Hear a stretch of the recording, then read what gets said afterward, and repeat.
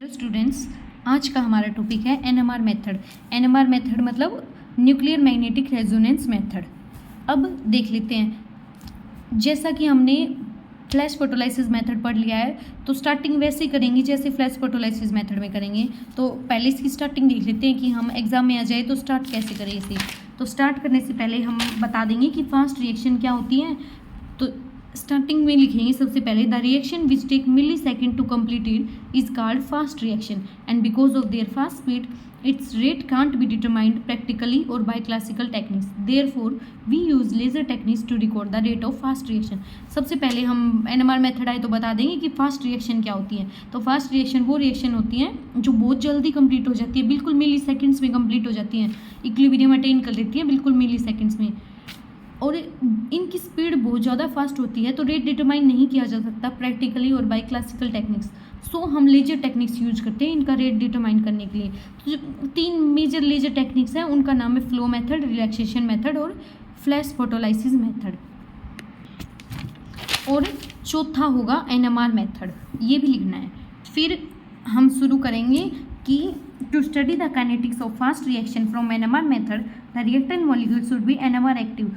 अगर हमें kinetics fast reaction की स्टडी करनी है तो जो हमारा रिएक्टेंट होना चाहिए ना वो एनएमआर एक्टिव होना चाहिए एनएमआर मेथड के लिए।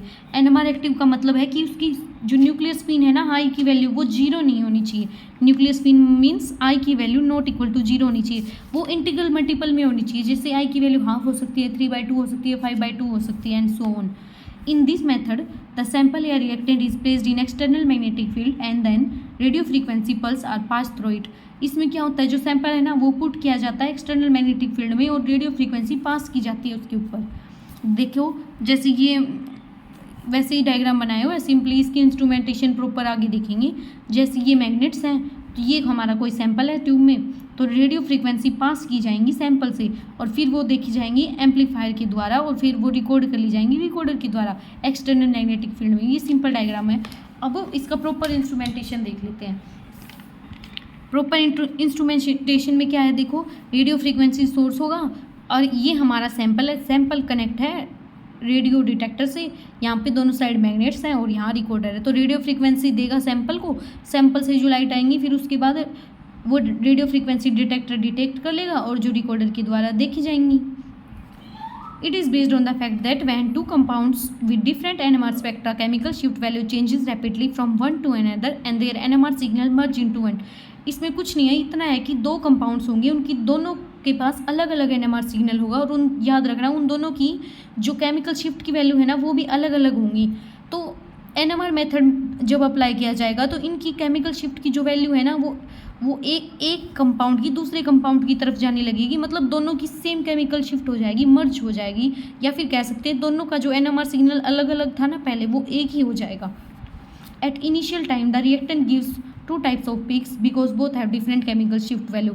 जब स्टार्टिंग में जब रेडियो फ्रीक्वेंसी पास नहीं की गई थी इनिशियल टाइम में रिएक्टेंट के पास दोनों के पास अलग अलग तो एनएमआर पीक थी और दोनों के पास अलग अलग केमिकल शिफ्ट थी। जैसे ही टेम्परेचर इंक्रीज किया गया then reaction starts and in few second reaction attain equilibrium. Temperature increase करने के फ्यू सेकेंड्स बाद ही रिएक्शन अटेन कर लेती है इक्विलिब्रियम में। जैसे A+B रिएक्टेंट थे तो वो प्रोडक्ट बना लेंगे, ये KA है ये KB है। A से B में B बनेगा तो KA कांस्टेंट आएगा और P से A+B बनेगा तो KB है, ये रिवर्सिबल रिएक्शन है।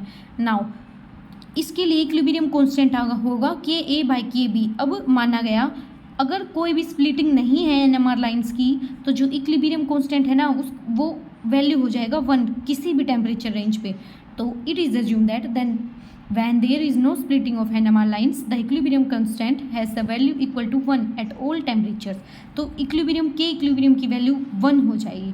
ठीक है, अब डायग्राम देख लेते हैं। देखो A+B 2 मान लेते हैं, 2 थे रिएक्टेंट स्पीसीज, दोनों की अलग अलग केमिकल शिफ्ट की वैल्यू थी, अलग अलग एनएमआर सिग्नल था, ये स्टार्ट टाइम है।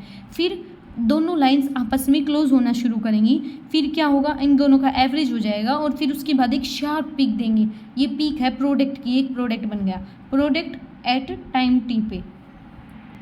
एनएमआर मेथड में इतना ही है, अब आप स्क्रीनशॉट ले सकते हैं।